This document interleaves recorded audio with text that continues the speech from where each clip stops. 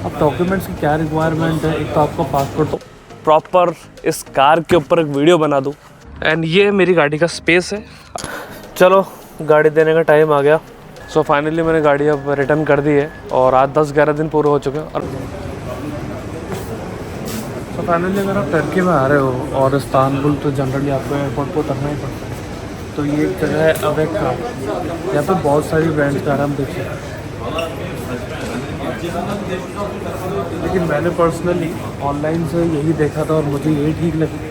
काफ़ी सारी हैं जो सिजगी है और भी हैं, लेकिन पर्सनली मुझे शायद लग रहा है ये परफेक्ट लेने के लिए। अगर आप कभी भी इस्तांबुल आ रहे हो, टर्की में अगर आपको गाड़ी चलानी, बेसिकली हमें यहाँ पर कार रेंट इसलिए करनी है ताकि टैक्सी के, बस के, इन सब से हम फेयर से बचें और अपनी कार से पूरा टर्की घूम सकें। जैसे मुझे बहुत कुछ घूमना है, कपाडो के, अंटालिया, अलाकाटी, तो मैं पूरे टर्की में ट्रैवल करना होता हूँ। अब डॉक्यूमेंट्स की क्या रिक्वायरमेंट है, एक तो आपका पासपोर्ट तो ऑब्वियसली चाहिए। दूसरी बात, आपको अपना परमिशन चाहिए कि आप जिस भी कंट्री से आ रहे हो आपने परमिशन ली या नहीं ली टर्की से, और आपका लाइसेंस चाहिए। एंड यहाँ पर मोस्टली बहुत जगह पर क्रेडिट कार्ड का बड़ा पंगा है। मतलब कि ये क्या करते हैं, एज अ सिक्योरिटी आपसे क्रेडिट कार्ड लेते हैं। आपसे वो यूज़ नहीं करेंगे, बट एज सिक्योरिटी इनको चाहिए कि भाई कल को कुछ भी हो जाए इनकी, तो उसके लिए वो अपना क्रेडिट कार्ड रखते हैं। और एक टोल का यहाँ पंगा है। लाइक इनसे जब भी आप गाड़ी रेंट करो तो पहले ही बात कर लेना कि भाई टोल इसमें वो कुछ अपनी तरफ से इंक्लूडेड देते हैं, तो वो अपना आप कर जाए। ऐसा नहीं आपसे स्कैम हो जाए, आप हर जगह कोई टोल दे दो। तो जब भी हम रेंट कार करते हैं तो इस बात को ध्यान रखना। बाकी I am just renting a car, मैं यहाँ भी खड़ा ही हूँ। अभी वो मेरे डॉक्यूमेंट चेक कर रहे हैं, उसके आगे कंटिन्यू कर रहे हैं। हेलो गाइस, तो कैसे हैं आप लोग? तो फाइनली मैंने सोचा कि अब आपको प्रॉपर इस कार के ऊपर एक वीडियो बना दूं, ताकि क्योंकि हम जैसे बहुत सारे लोग हैं जो दूसरी कंट्री में गाड़ी से ट्रैवल करना चाहते हैं मेरी तरह। सो ये क्या कितना इजी है मैं वो बताता हूँ। देखो, सबसे पहले ना किसी भी दूसरी कंट्री के में गाड़ी चलाने के लिए हमारे पास 3 चीज़ होनी चाहिए। Passport obviously, second your licence, जो भी आपकी कंट्री का लाइसेंस है, और थर्ड इंटरनेशनल ड्राइविंग परमिट। इसके बिना आप गाड़ी दूसरी कंट्री में नहीं चला सकते। इनफैक्ट जो रेंटल कंपनीज है वो भी आपको कार नहीं देंगे इसके बिना। इसको अप्लाई करने का बहुत इजी सा फंडा है। अपनी जो लोकल अथॉरिटीज़ हैं, जैसे कि आपके आरटीओ हो गया, वहाँ पे जो भी, या फिर आपकी जो भी लाइसेंस अथॉरिटी है, वहाँ जाना है, किसी भी एजेंट को पकड़ना है, उसको बोलना है कि भाई मुझे इस कंट्री में जाके गाड़ी चलानी, तो वो आपको ऐसा एक इंटरनेशनल ड्राइविंग परमिट बना के दे देगा। मुझे ये पड़ा 2500 में। अब इसमें एक बेनिफिट क्या मिला मुझे, ये 1 साल के लिए वैलिड है। अब ये सिर्फ टर्की के लिए वैलिड नहीं है, ये 100 ऑफ कंट्रीज़ के लिए वैलिड है। मतलब मैं यूएसए में भी गाड़ी चला सकता हूँ इसके बदौलत। तो और क्या चाहिए? अगर आप डायरेक्टली किसी वेबसाइट से जाके करोगे तो आपको खाली उस पर्टिकुलर कंट्री का ही ड्राइविंग परमिट मिलेगा। तो इट्स बेटर ना कि यार आपको 2500 रुपये में 1 साल का परमिट मिल रहा है, वो भी आप कितनी कंट्री में गाड़ी चला सकते हो। दूसरी बात, अब गाड़ी रेंट कैसे करेंगे यहाँ पे, मैं आपको यहाँ का रेंटल प्रोसीजर बताता हूँ, विच इज़ वेरी इजी। देखो, यहाँ पर बहुत सारी कंपनीज गाड़ी रेंट पे देती है, बहुत। जब आप ऑनलाइन चेक करोगे तो आपको मिलेंगी जैसे सिजगी, अवेक, और भी बहुत है। मतलब अभी तो मैं इतने सारे नाम हैं कैसे बताऊँ। मैंने जो ली है ये ली है अवेक से, ठीक है। लेकिन मैंने इसको पहले ऑनलाइन बुक किया है, एडवांस बुकिंग इसकी दी है, जो कि 11,000 रुपये मैंने इसकी एडवांस बुकिंग दी थी। टोटल मुझे गाड़ी पड़ी है 41,000 में, यानी कि 41,000 रुपये में, जिसमें इंश्योरेंस भी है। अब देखो, इंश्योरेंस आप अगर नहीं लोगे तो ये आपकी गलती है। मैं इसलिए बोल रहा हूँ, अगर कल को इस गाड़ी पे कोई भी डैमेज हुआ तो वो आपसे रिकवर कर सकते हैं, और वो जो रिकवरी अमाउंट होगा ना, मुझे लगता है वो बहुत ज़्यादा हो सकता है। वो हल्के से निशान के भी मुझे लग रहा है आपसे इतने पैसे डिमांड कर लेंगे कि आप सोचोगे कि इतने से निशान के मैं क्या पैसे दूँ, और आप इनसे आर्ग्यू भी नहीं कर सकते। तो इंश्योरेंस लेना बहुत ज़रूरी है, ध्यान रखना बात। दूसरी बात ये कि ये गाड़ी है मिनी एसयूवी, ठीक है। यहाँ पर मतलब जो नॉर्मल कार आती है, मिनी कार भी हैं, इससे भी हाई लेवल की कार है, इससे लो स्टैंडर्ड की कार है, तो आप वो भी देख सकते हो। मैंने ये कार इसलिए ली क्योंकि मेरे जो लगेज है ना वो बहुत बड़े हैं। मेरे पास 4 तो लगेज है, इतने बड़े बड़े लगेज है, तो मेरे लिए तो यही गाड़ी कंफर्टेबल थी लगेज रखने के हिसाब से। बाकी आपके पास अगर लगेज कम है तो आप छोटी गाड़ी भी ले सकते हो। बात ये थी कि मुझे क्या टर्की में बहुत लॉन्ग रूट पे जाना था। जैसे कि मेरा जो रूट है ना, मेरी आइटनरी कुछ इस तरह से है। इस्तांबुल से कपाडोकिया, कपाडोकिया से अंटालिया, अंटालिया से कास, कास से फतही, फतही से अलाचाटी, अलाचाटी से फिर वापस से इस्तांबुल। तो मैं अगर आपको बताऊँ तो जनरली ये हो गया है अराउंड 3000 किलोमीटर। तो मेरे को तो छोटी गाड़ी लग नहीं रहा था कि कंफर्टेबल होगी, तो इस वजह से भी मैंने ये गाड़ी ली है। क्योंकि आप समझ रहे हो यार, थोड़े लंबे रूट्स के लिए तो आपको गाड़ी थोड़ी कंफर्टेबल चाहिए, खुद के बैठने के लिए भी, सामान के लिए भी, प्लस हाईवेज़ के लिए भी। और यहाँ के हाईवे पे जो कार्स हैं ना वो थोड़े स्पीड से चलती हैं, तो वो भी एक प्लस पॉइंट है। देखो 41,000 रुपये के अलावा मैंने 15,000 रुपये और एक्स्ट्रा दिए हैं। वो मैंने क्यों दिए? वो मैंने दिया security amount, as a security amount. यहाँ पे जैसे काफ़ी सारे टोल्स हैं, तो काफ़ी सारे टोल पे जो अमाउंट डिडक्ट होता है ना, वो अपना आप ऑटोमेटिकली होता है। जैसे हमारे यहाँ फास्टैग होते हैं, तो वो अपना आप डिडक्ट हो जाएगा। प्लस अगर मान लो कहीं मैं गाड़ी स्पीड से चला रहा हूँ, या तो स्पीड से चला रहा हूँ गाड़ी, या फिर मान लो कहीं मैंने कोई रूल ब्रेक कर दिया, तो उसका कोई फ़ाइन जो चार्ज लगेगा वो अपना आप डिडक्ट कर लेंगे। जब मैं इस गाड़ी को ड्रॉप कर रहा हूँ तो उस टाइम पे मुझे सब बता देंगे कि मैंने कितने फ़ाइन किए हैं, या फिर कोई गाड़ी में नुकसान तो नहीं हुआ। तो उसके वो सारी भरपाई जो मेरा डिपॉजिट अमाउंट है उसमें से कर लेंगे। और अगर ऐसा कुछ नहीं होगा तो मेरा सारा का सारा अमाउंट वो मुझे वापस कर देंगे।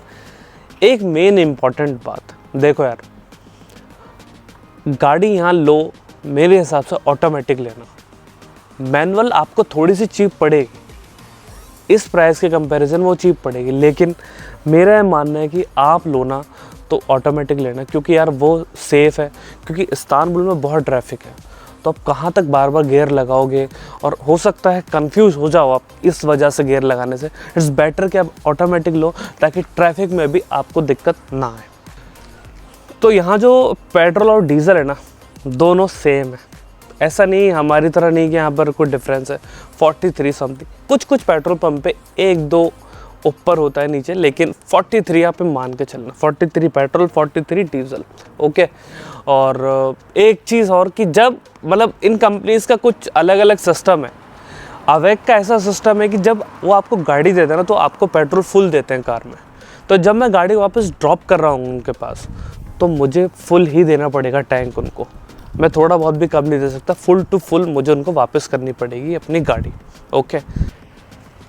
एक और चीज़ which is very important for you, for me, for everyone whoever is coming here, जब आप हाईवे पे गाड़ी चला रहे होगे ना, तो कभी ना कभी ऐसा हो सकता है कि आपको पुलिस वाले मिल जाए और वो आपको रोक ले। तो बिल्कुल पैनिक नहीं होना है, आराम से गाड़ी रोकनी है। वो आपसे हो सकता है ये चेक करे कि पासपोर्ट दिखा दो, ठीक है। फिर वो आपसे आपका पासपोर्ट मांगेंगे, और ज़रूरत पड़ी तो हो सकता है शायद इंटरनेशनल ड्राइविंग परमिट भी मांग ले कि भाई आप यहाँ गाड़ी चला रहे हो। तो आराम से देखेंगे, उसके बाद वो आपको ईजिली बोल देंगे चले जाओ। क्योंकि मेरे साथ एक बार ऐसा हुआ, मुझे रोका, मुझे उन्होंने बोला कुछ, तो मुझे समझ नहीं आया, तो मैंने कहा इंग्लिश, तो उन्होंने बोला कि पासपोर्ट चेक किया, और उन्होंने they are like okay go ऐसे लाइक। तो पैनिक होने की ज़रूरत नहीं है, बहुत ईजी है। और apart from this now everything, एक मेन चीज़ सुन लो, बहुत मज़ा आया यहाँ ड्राइविंग करके। डिफरेंट एक्सपीरियंस था। लेफ़्ट साइड स्टीयरिंग थी, फर्स्ट डे कुछ लगा, फिर धीरे धीरे अच्छा लगा। लोग बहुत स्पीड से कार चलाते हैं यहाँ पे, 220, 250, 300, बहुत नॉर्मल स्पीड है। रेस मत करना किसी से भी, रेस करोगे तो कोई मतलब नहीं, क्योंकि वो उनका कॉमन वे है गाड़ी चलाने का। वो इतनी स्पीड पे ही गाड़ी चलाते हैं। आप कितनी भी गाड़ी तेज़ चला लो, आप 200 पे चल रहे हो तो सामने वाला 300 पे चल रहा होगा, आई कैन बैट। आप यहाँ आगे चेक कर लेना। तो रेस मत लगाना, अपना एंजॉय करना है ट्रिप। गाड़ी फास्ट चलाना वो ठीक है। यहाँ पे 3-4 तरह की लेन होती है। एक लेफ़्ट वाली होती है, जो लेफ़्ट वाली लेन है वो सबसे ज़्यादा फास्टेस्ट लेन है। जो थोड़ी सी बीच में होती है वो मॉडरेट, मतलब आप नॉर्मल स्पीड पे चला सकते हो। और जो राइट वाली होती है वो थोड़ी और स्लो, पर ये नहीं कि आप 100 से कम चला रहे हो। तो थोड़ा ये ध्यान रखना, और कुछ नहीं है। बाकी इन्जॉय योर ट्रिप। अगर कोई और हेल्प चाहिए हो तो जस्ट कमेंट कर देना, या फिर आप डीएम कर देना। मेरा आपको डिस्क्रिप्शन में भी मिल जाएगा इंस्टाग्राम, तो उस पर आप डीएम कर सकते हो मुझे, प्लस कमेंट कर सकते हो जैसे मैंने आपको बोला। तो उससे मैं आपकी हेल्प कर दूंगा अगर आपको कोई और हेल्प चाहिए हो तो। एक चीज़ और भूल गया मैं, गाड़ी मैंने क्या बहुत इमीडिएटली बुक करी 1-2 दिन पहले, तो मुझे महंगी पड़ी है। पर अगर आप इसी को 10 या 15 दिन पहले बुक करोगे ना तो थोड़ी सस्ती पड़ेगी गाड़ी। यहाँ सीलियो बहुत चलती है तो सीलियो भी आप ले सकते हो। एंड ये मेरी गाड़ी का स्पेस है, आगे के लिए ये रहा, एंड फिर पीछे you can see this. And फिर आता है इसका, ये इसका बूट है जिसमें देखो मैंने 2 बड़े बैग रख रखे हैं। उसके बाद भी इसमें स्पेस है, लेकिन यही ठीक है मेरे ख्याल से। ये 2 जनों के हिसाब से गाड़ी बेस्ट है, और जैसे मैंने आपको दिखा दिया।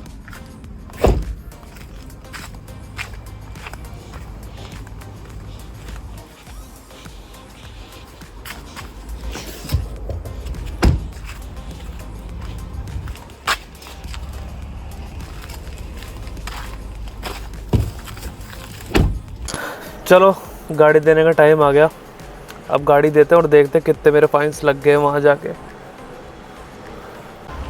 सो मैं अब हाल फिलहाल रिटर्न कर रहा हूँ और वो चेक कर रहे हैं कि कोई फ़ाइन वगैरह है तो नहीं। वो मैं पूछता हूँ, अभी तो पता नहीं बता रहे हैं कि नहीं बता रहे हैं। गाड़ी तो इन्होंने ले ली है, पर वेट देख के बताता हूँ, चेक कर रहे हैं वो। सो फाइनली मैंने गाड़ी अब रिटर्न कर दी है और आज 10-11 दिन पूरे हो चुके हैं और लग के लिए एक भी फ़ाइन नहीं है। तो उसके लिए मैं बहुत खुश हूँ यार, वो बता नहीं सकता मैं।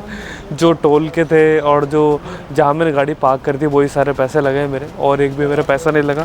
गाड़ी भी खूब फास्ट चलाई, कुछ प्रॉब्लम नहीं थी। एक जगह कहीं ना कहीं गलती से रोड लाइट क्रॉस भी हो गई, रेड लाइट आई मीन, तब भी ठीक था। और एंड में उन्होंने मुझे ये दिया है, ये वेलकमिंग भी था, और ये अब अगेन बाय बाय वाला गिफ्ट है मेरे लिए। सो अवेक का जो ऑल ओवर एक्सपीरियंस था ना वो सुपर डुपर था, मज़ा आ गया। मतलब आपने देखा होगा, यूट्यूब पे सर्च किया होगा तो सिज़गी वगैरह दिखाते हैं, ठीक है, वो ठीक है, अच्छा है। अवेक मैं आप बताता हूँ, फाइनली मुझे मज़ा आया अवेक से, मतलब बहुत, और ईज़िली रिटर्न हो गया, कोई प्रॉब्लम नहीं, सब फाइन है।